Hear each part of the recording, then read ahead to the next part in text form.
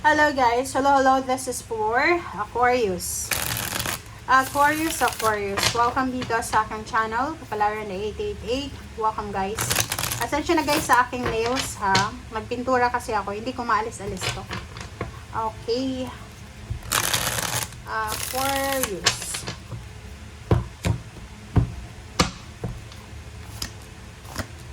Okay, Aquarius. Page of Pentacles and Six of Wands. So, sa nakikita ko sa'yo dito, Aquarius, na this is for your future, ha? So, yung future mo daw ay posibleng ikaw ay mapopromote. Lalo na sa, sa iba sa business, pwedeng yung business mo mag-flourish, maging successful. There's a recognition, awards, rewards, promotion. Maraming mga tao yung magka-congratulate sa'yo. Job well done, makakatanggap ka ng mga appreciation, congratulations. Okay, Seven of Pentacles. So, dito sinasabi ng baraha kung ano man daw yan na hinihintay mo. If it's money, lump sum of money, promotion, higher salary, whatsoever man yan, sinasabi ng baraha na darating yan sa'yo. Okay, there's a devil, there's a Capricorn. Bakit ganun? Okay, mag-iingat ka lang. You need to be careful. Kasi sa nakikita ko sa'yo dito, this is Nine of Swords eh. So, nakikita ko sa'yo dito, iwasan mo yung sobra-sobrang pag-iisip. Iwasan mo yung sobra-sobrang pagtitiwala. Iwasan mo din yung mabilis na actions kasi yun yung pwedeng maging, kumbaga, sagabal para sa pagtagumpay mo. Halimbawa, ganito yun guys. Okay, makinig ka ha, makinig ka. Alam mo na magaling ka sa trabaho. Alam mo na, best of the best ka. Wag mong masyadong i-share yung mga knowledge mo, lalo kung bago ka pa lang sa trabaho kasi posibleng magkaroon ng problema. Instead na ma-promote ka, pwedeng kainggitan ka, pwedeng ma-delay yung promotion mo, or pwedeng siraan ka ng mga tenure na dyan sa company na yan. So, wag tayong masyadong excited ha. So, makisama. Yun yung sabi ng Aquarius.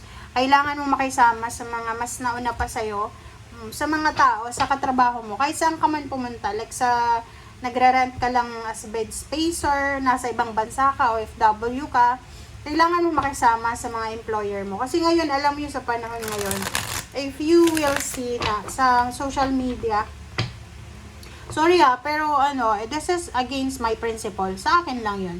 Against kung ano man na integridad ang meron ako. May mga iba tayong kababayan na binabackstab nila yung kanilang employer sa social media, lalo yung mga ibang apps sa mga tawag dito, black app, parang ganun. Sana mag-ingat sila kasi 'di ba nasa nasa host country sila and maswerte yung iba kung yung kanilang employer ay walang mga social media accounts. Pero paano pag nag-viral yun, 'di ba, yung mga backstabbing? Kaysa hindi natin sabihin na natin yun, direct yun sa employer. You're talking about the employer. And kung nasa kayo, nasa Middle East kayo, mag-iingat kayo. Kasi pwede kayong makulong sa ganyan. Okay? Sensitive sila sa ganyan eh. Medyo tamang hinala sila. So, kung marami kang pangarap, lalo kung nasa ibang bansa ka, makisama ka, pasensya. And iwasan natin yung mga social media broadcasting na yan, na binobroadcast natin yung mga nangyayari sa buhay natin. 'Di ba? Queen of Michael.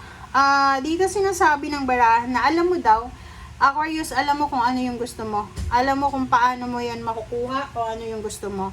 So, dito sinasabi ng baraha na you have also several lessons in life.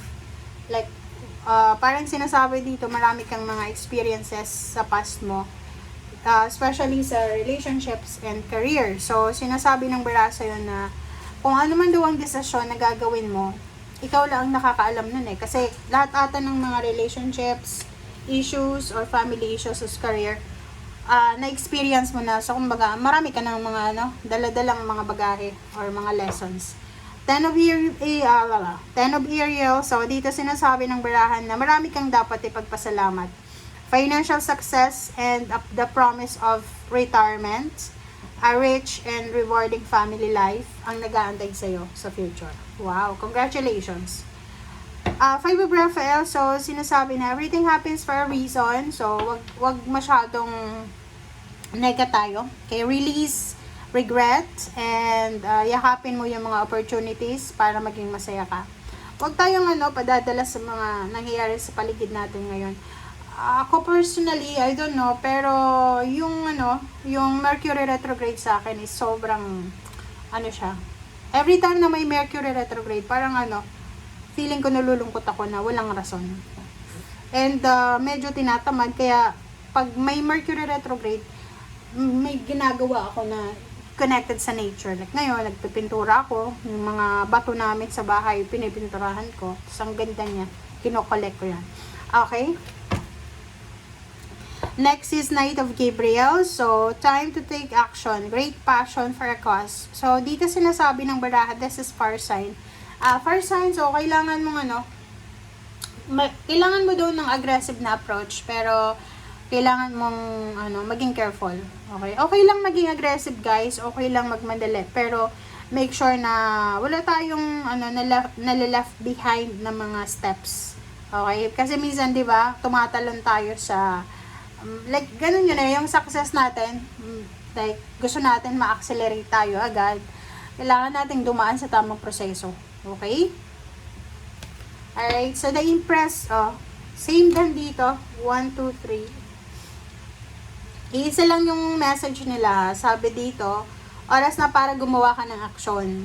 And sinasabi na, ano man daw itong mga ginagawa mo siya ngayon, especially kung nagsasacrifice kayo sa sarili nyo. Marami kayong sinasakripisyo sa buhay. Sabi ng Barasa dito, huwag kang mag-alala kasi kung ano man yun na sinasacrifice mo, magdadala daw yan sa'yo ng luxury. Diba? Parang gano'n. Ang nakikita ko dito kung nag-iipon ka. Kung nag-iipon ka, syempre makakapag-ipon ka. Lalaki yung ipon mo. So, in the future, marami kang mabibili. Marami investment, makakapagpatayo ka ng bahay, makakapag-travel ka.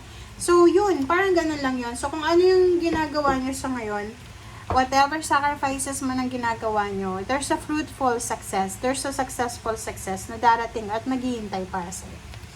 And the last card natin is Emperor. Emperor and Empress. Congratulations. Babae ka man o lalaki.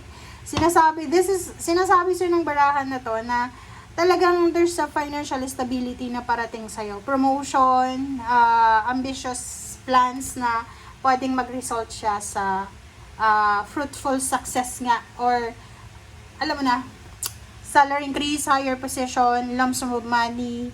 Ayun nga, sinasabi dito, financial success, promise of retirement, a rich and rewarding family life. Diba? Yun yung nag-aantay sa'yo. Thank you for watching, guys, and see you again. Bye!